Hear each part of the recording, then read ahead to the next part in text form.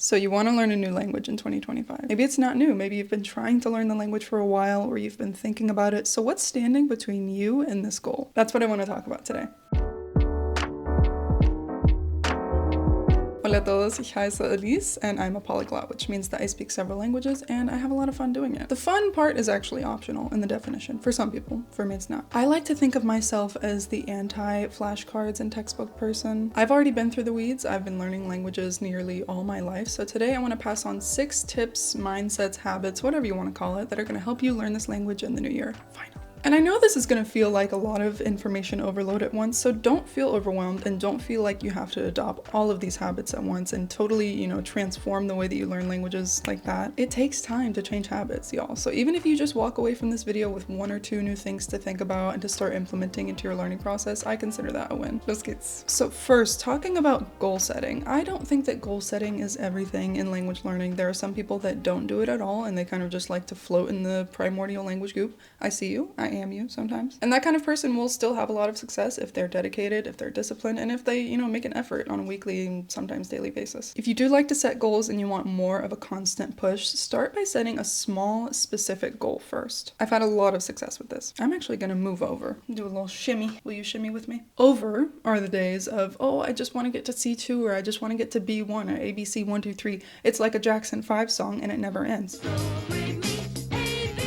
You can't, in my eyes, you can't call that a goal because it just really takes you nowhere. It's a good eventual, long-term, huge goal. Having only long-term, huge, vague goals that kind of just loom over you, they can actually demotivate you in the long term because they take so long to reach. We are human, at least I am. And we need to feel progress and the satisfaction of accomplishing something more often, especially if it's kind of a long-term journey like learning a language. I always use the metaphor of building a house. So you build a house out of bricks. You need these individual building blocks that will eventually make up the big picture, the final product. Not that there is ever a final product in language learning, but you feel me. When you're able to reach a smaller short-term goal, it feels really good and it's going to propel you to the next thing. That's the motivation. So something like this, having small goals, is way better for your motivation in the long run instead of having this looming huge goal over your shoulder forever. So if you want to downsize your goals and start with something more tangible, I'll give you some examples of how you can do that. Instead of, I want to improve my French vocabulary, what if you said, okay, this month I want to learn about 3 different vocabulary topics, travel, health, and hobbies. That's a lot more concrete and easier to convert into actionable steps that you can take. Instead of, I want to improve my listening in German, what if you said, I want to be able to listen to a German podcast episode at full speed? See what I mean? You get small, you get specific, and with these small specific goals, you are still working towards that long eventual goal. Just, microdose the goal. Think about what you really want to accomplish on a molecular level and follow that. It turns into a fun little mini side quest. We love a side quest on this channel. I am the bridge troll giving out side quests. Now, talking about fun and side quests and all of that, you should be having fun learning this language. If it's painful, if you feel like you're dragging yourself to learn this language, that's a sign that you need to reevaluate your methods and find a way to enjoy the process. Controversial statement, I know. We do get in this headspace. There's so much pressure, pressure not to make mistakes, pressure to make progress all the time. My priority when I learn a language is to enjoy the process. I want to demystify this idea that all language study takes place at a desk, or that it's even always studying at all. Sometimes language study, quote unquote, is just cozying up in bed with your favorite show in your target language. Sometimes it's doing a crossword puzzle in your target language. You know me, you know that I'm all about my crossword puzzles. Or sometimes language study is doing a hobby that you already do, but doing it in your target language, if you feel me. The more you start to have fun with this language and make it something to look forward to instead of, just another thing to check off of your to-do list every day, the better that your journey is going to be with this language in the long run. Because if you're enjoying the process, that's really, really motivating. If that resonates with you, I just launched my Polyglot Playbook with over 60 of my favorite language learning activities, including some that I've invented myself, so that you can spend more time learning than stressing about what you're going to do to learn. Because honestly, we spend so much time stressing about our methods, and that's why I created this, to put an end to that. Think of it like a language study menu. It is chock full of, all the methods I've used to learn all of my languages, plus tons of resources and tips to get the most out of these activities, you know? That's what I think you guys know me for. You know, I am the anti-flashcards and textbooks person, and I'm not one to do FOMO. I mean, this is going to be available forever, but just look at all these nice things that people have said about it. So yeah, I guess this video in a way is sponsored by me. Now, this next step is not for everyone, but it's something that I swear by, and it's one of my biggest goals in 2025 to be consistent with this practice. Weekly planning, and a simple weekly plan. This takes me no longer than 15 minutes every Sunday. So in general, I plan all of my language studies for the week on Sunday. Should I just demonstrate this for you guys? Okay, let's pull out the document. So we have the language up top here. There's actually 2 examples here, so look at whichever one you want. The language up top is Spanish C1. So first I decide what my focus is going to be that week. So my focus just means like a weakness or kind of where I notice that I need the most help. So in this case, I wrote speaking comfortability. That's not a word. And I actually really hate when people say comfortability. Comfort? Why did I write that? I hate that. Anyways, so my focus for Spanish this week, it wasn't this week, this is like a week or 2 old, I think. But so it was speaking comfortably and vocabulary. So yeah, just some background. I am pretty much fluent in Spanish, but I definitely get overconfident and don't practice it enough, so therefore I get rusty. So I kind of am just in a phase where I want to maintain my speaking comfort and, you know, not losing vocabulary. So that's the focus here. And then I also have this interests/vibes section. So this is kind of just for making it interesting for me. So if there's any specific topics that I want to learn to talk about, or any specific content, or if there's like, you know, a current event or something that's happening in the language, in the world of the language, that's kind of, you know, I'll throw that in there so that I can like integrate it into my studies for the week. So for this week in question, apparently it was, I wanted to read about some type of social trend, and I wanted to watch something with Gael Garcia Bernal. I have such a big crush on him. Low key. High key, all the keys, minor key, major key. So yeah, the focus or like what I need to work on, that's not the only thing that dictates my studies for the week. And then from there, I just decide for each day of the week what my studies are going to be, what activities I'm going to do, and I try to combine the focus section and like the interest and vibe section. So for Monday, I put, I want to watch a video about a social trend and also read an article about it, and then record a video of me speaking about it. So some input and some output. Tuesday, practice new vocabulary with ChatGPT, write a few paragraphs about the social trend. And Thursday, my plan was to go down a Gael Garcia Bernal YouTube rabbit hole. Oh, and every Friday I have an italki class, or Preply, or Lingota, or whatever platform I'm taking the class on, but I try to have a speaking class every Friday. Also keep in mind that I don't plan anything for Saturday. I kind of don't plan my studies on the weekend. If it happens, it happens, but I pretty much only plan during the week. I just like to let myself completely relax on the weekends and not have any like pending things that I need to do. I should also mention, when I'm making this weekly plan thing, I am pretty much always pulling from my Polyglot Playbook as well. That's another pro of it that I didn't mention, but it makes planning for the week or for whatever the month so much easier. It really is like a grab and go, you know, you can just grab activity ideas and go. I hate overthinking and planning. Like, I don't hate planning, but I hate wasting a lot of time planning because I think it's something that should be really simple. I don't like the scramble and overthinking like, oh no, what should I do today? You know, I can just go in, grab an activity that sounds good and keep going. So by just taking like 10 to 15 minutes on a Sunday, I get to relax about it for the rest of the week because I already have it all planned out for me. And you know, later in the week, I feel more sure that I'm doing the right thing because it feels like it's already been decided for me by some like omniscient, benevolent language god. That's me. Life hack! And if you're learning multiple languages, not just one, you might be thinking, well, what about me? What if I like to learn multiple languages during the week?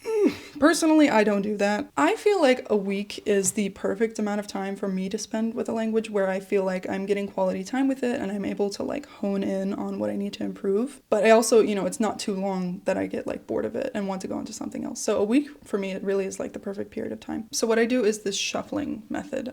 So people always ask me how I balance my languages and I end up, you know, not neglecting them. It's because of this, shuffling my languages weekly and then doing my weekly plan. So I have like a list of my languages in order. Like you guys saw on my, you know, language planning thing, it'll say at the top what the language is. So that comes from, you know, they take turns because of like an order that I have. So I just make them take turns every week and that ensures that I'm getting quality time with each of them, okay? When you learn multiple languages, you are a parent. You have to take, you can't have favorites. You have to take care of all your kids equally. Just kidding. You don't have to, but I definitely like to, because I'm at a point where I don't have any specific language goals, so my goal is kind of just to maintain all of them and give them equal attention. It's been really, really good, and I can recommend it. So your priorities and your goals might be different than mine, but I feel like this is a fail-proof method regardless for, you know, making progress without thinking about it too much. So if you're unsure what you want to do, just default to something like this. Next, so honestly, I am starting to worry that I'm rambling too much for my own liking because we have reached the 45-minute point on this video. So these last two are going to be a little bit more rapid fire. Long story short, you need to be learning vocabulary in context. All that means is in the context of full sentences and paragraphs, not just learning like a word by a flashcard with a word on it, because you're learning a word in a vacuum. Your brain needs to hear, see, and produce this word in its natural habitat to fully comprehend it. Some people might not like this comparison because it's not exactly the same thing, but think about when you were a baby. You didn't learn the word water, for example, by your parents showing you a flashcard with the word water on it 100 times. You learned the word water from them asking you, oh, do you want water? Are you thirsty? You're hearing the word in the context of a full sentence, you're hearing it in relation to the word thirsty, and that gives it meaning. You made connections to other concepts and to other words, and from there you learned the word. And it's the same thing now. When you learn new words, you know, write practice sentences with them, journal with these words. Practice speaking by yourself using these words, you know, while you're doing the dishes or while you're in the shower. You know, make a word web with related words. This is one of the activities in the Polyglot Playbook, by the way. And also, you know, prioritize active use of vocabulary rather than passive recognition, because doing something like journaling or talking to yourself, any of the activities I just mentioned, it's always going to prove more fruitful for your vocabulary practice than, you know, just doing a flashcard passively. Or, you know, any type of recognition of a word rather than producing it. The key here is just application, not memorization. And from there, your vocabulary is going to skyrocket and your recall is going to be a lot better. Okay, now finally, the big question. Let's address the topic of time in language learning. And I'm making this so broad because I just get a lot of questions related to time in language learning, like how often do you study per week?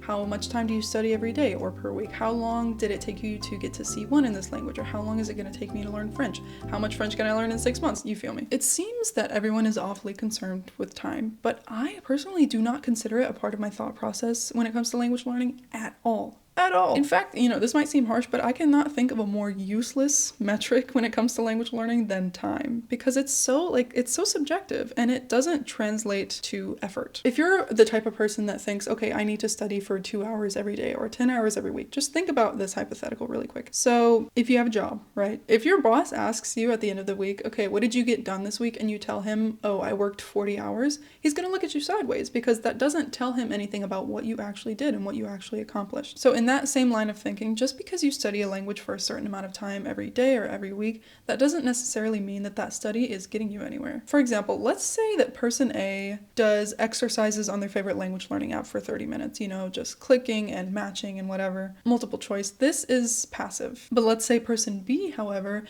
practices German for 30 minutes by speaking to themselves while they're doing the dishes or something like that, or having a class. That is active. My mic died in the middle of filming, so here we are. So even though theoretically both people, person A and person B, both practice their language for 30 minutes, that's not the same amount of effort and exercise from each person. Clearly you see that. So my point is, when you're trying to plan your language studies and you're trying to plan out what you want to do to study this language, don't think in the frame of time and don't just slap a random amount of time on it and think that that itself is going to do something or mean something. What matters is that you're investing your time into high effort activities. That doesn't mean that I don't think passive activities are valuable. You know, you're not always going to feel like doing something active. You're going to want to just, you know, watch a show in your target language or do something passive from time to time. There is a time and place, and those are good activities still. I just mean that not all language practice is the same. So that's why measuring your studies by time isn't useful. Do you feel me? I just don't like this thought process of quantification. Like, I have to do this many hours per week. Like, what is this? Community service? Prison? You know, how much time did you do? Like, what? I always say, if we're quantifying, let's quantify tasks. You know, let's quantify book chapters, or like, I want to do 5 journal entries this week. Focus on tasks completed, not time completed. And you're going to see a big difference in the way that you study and how you feel after you study. That's where you're going to feel yourself getting excited for your weekly language study and not, you know, having this like looming time requirement over your shoulders. together. Entonces, amigos, espero que estos tips te hayan ayudado y te sigan ayudando en este nuevo año. De verdad, son las mentalidades que me mantienen sane, ¿sabes? Y que me mantienen con los pies en la tierra y, no sé, que me recuerdan que no todo tiene que ser tan complicado cuando se habla del aprendizaje de idiomas. Lo más importante, en mi opinión, la clave es disfrutar el proceso, divertirse, claro, mantenerse disciplinado y ser constante en el esfuerzo. Y ya, wow, qué inspiradora soy. Yeah, don't forget to hit the like button and subscribe because believe it or not, even in 2024, soon to be 2025, that still helps. Like and share. I'll see you next year. Tschüssi!